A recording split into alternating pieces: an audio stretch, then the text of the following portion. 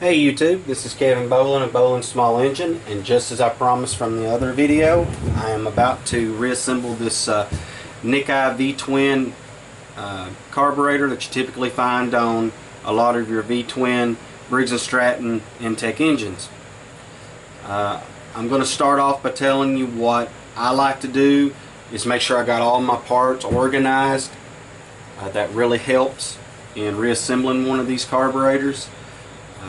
I always start off with the fuel transfer tube and its gasket. So what I like to do, put the gasket down, as you can see, fuel transfer tube. You will find there are two screws. They're typically flat. They'll have like a washer on them. It's kind of built into the screw. I apologize for my fingers being in the way, guys, but in all honesty, all I'm doing is just tighten up a few screws. I don't think you're missing out on much here. Okay, so here we go. Get this screw, put it in as well.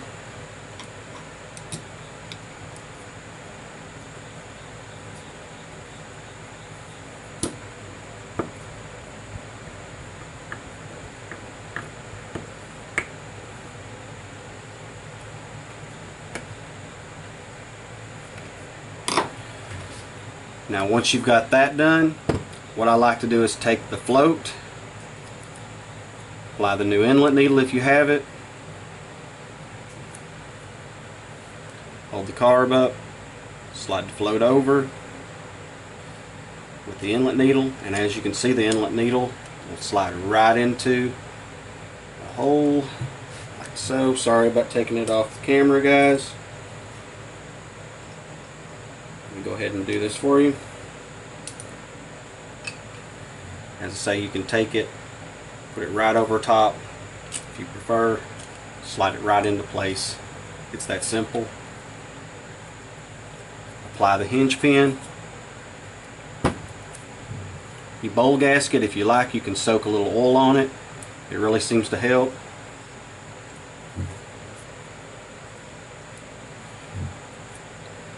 This is your retainer. Of course, as I mentioned in the other video, on some of these retainers there's actually an extension that comes off of your fuel transfer.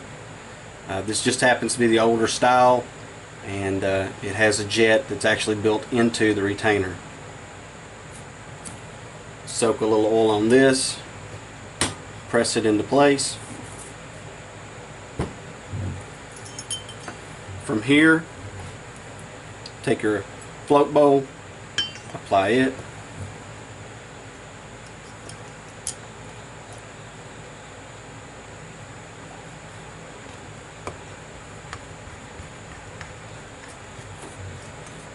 All I'm doing, guys, is just tighten up two screws here.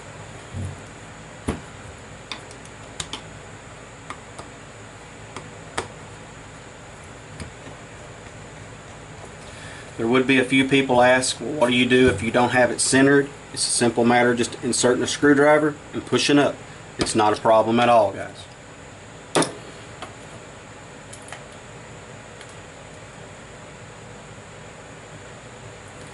If you like, you can even screw your afterfar celluloid in to better center it. What I like to do is just screw the afterfar celluloid in once I've got them started.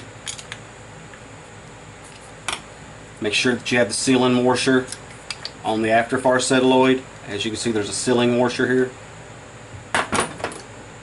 And you can screw it down, typically by hand first. Okay, I wouldn't recommend that you spin this. Get you a 13mm, it's kind of thin. This is typically used on a bicycle. Tighten the afterfar celluloid up. At this point, you're ready for your nozzle. You want to apply your nozzle gasket, guys. I'll try to show you. Just like that. Of course, these parts would be new.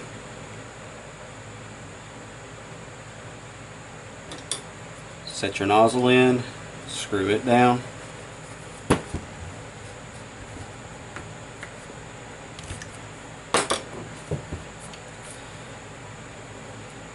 At this point you have two options. You can put your choke butterfly and choke shaft in, or you can put your top plate on. I actually take and put the top plate on first. Apply your gasket.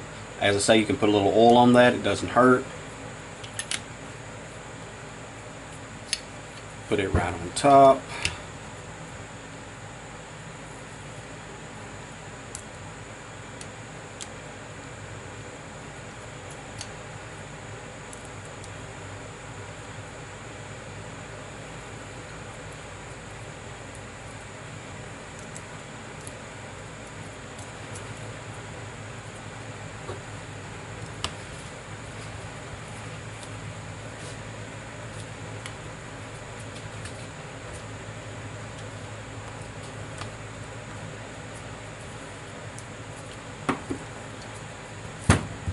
Now the last spark that you want to put in, and guys, I highly recommend that you put some Loctite on these screws. Okay, there is a reason for that. You want to apply choke shaft. This is where the confusion comes in for a lot of folks. They'll just want to set it like this and throw it in there. Okay, that won't work. As you can see how that went down? That's not correct. Okay, that's not the way that this would work. I'm going to tilt this up. As you can see, you want to tilt that up, slide the butterfly in, and push down. You can see I've got this on the back side. Let's try this again, guys. Just like this. Okay.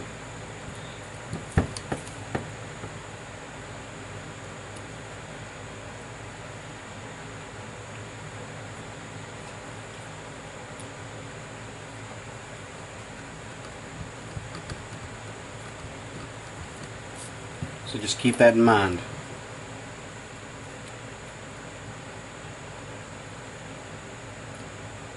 I apologize for doing this so quickly, guys. The batteries are a little low on the camera.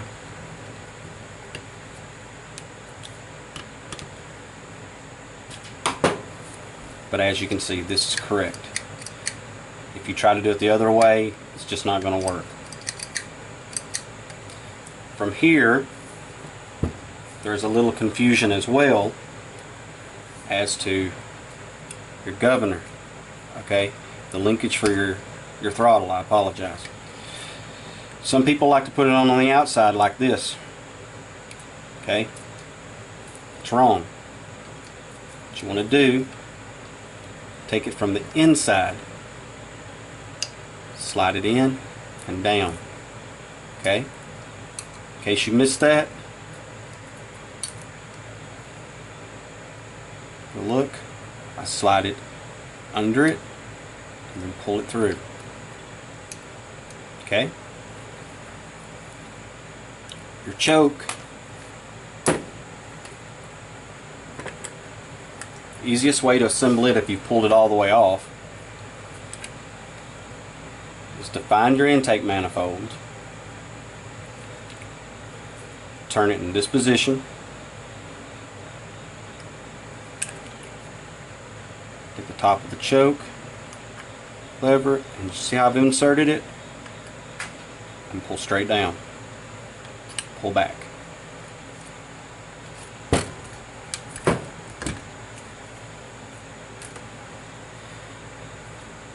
Then you'll need this gasket.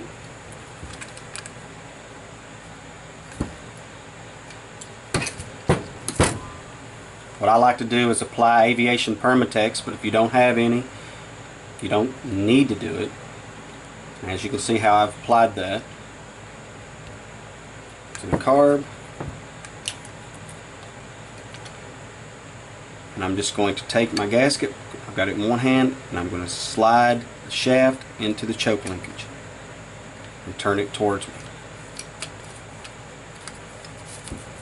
From here,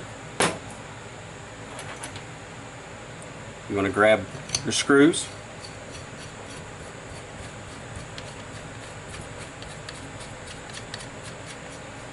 and screw them down.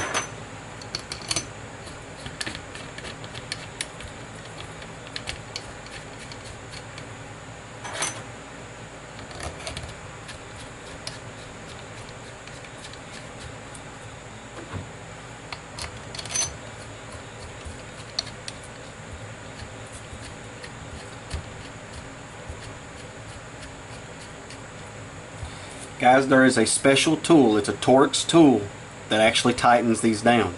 I do not recommend you take a pair of vice grips and take off these carburetors with a pair of vice grips. It is effective, it works, but I don't recommend it. What you want is a CRV E5 Torx. Okay, it's a Torx socket.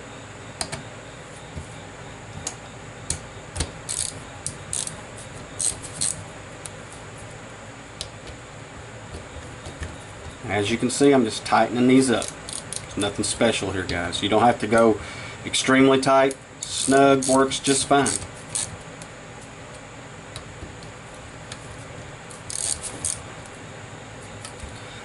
Obviously, if these were new parts, I would recommend that you also change the intake manifolds mounting gaskets. Okay? It's just common sense to do that. You can see that this one's broke. It's dry. Keep that in mind, guys. At this point, you want to apply your air cleaner gasket. Okay, this air cleaner gasket gets connected to this extension for your air cleaner. Okay, that's simple. I apologize for it being dirty, guys. As I say, I'm not going to be putting it on any piece of equipment. These nuts are 11mm or 7/16. You can actually use either one and it works just fine.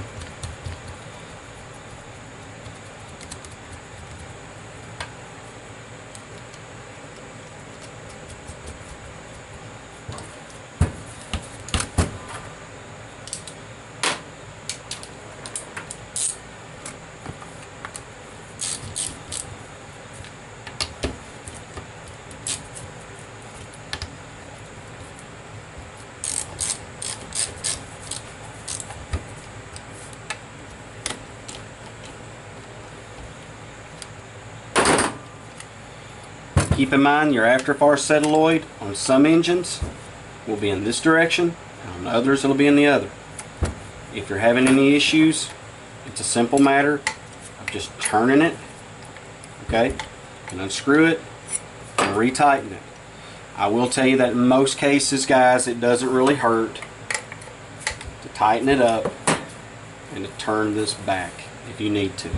I wouldn't recommend you keep doing it, but that is effective and it works very well. At this point, you can check everything, your choke, see if it's operational, and your throttle. And as you can see, these work perfectly. I hope this reassembly helps someone out there on YouTube. I know it can be a bit of a pain in the butt when you don't know what you're doing and you're taking something apart for the first time. We're all guilty of it. Okay, that's how we learn. Until next time, YouTube.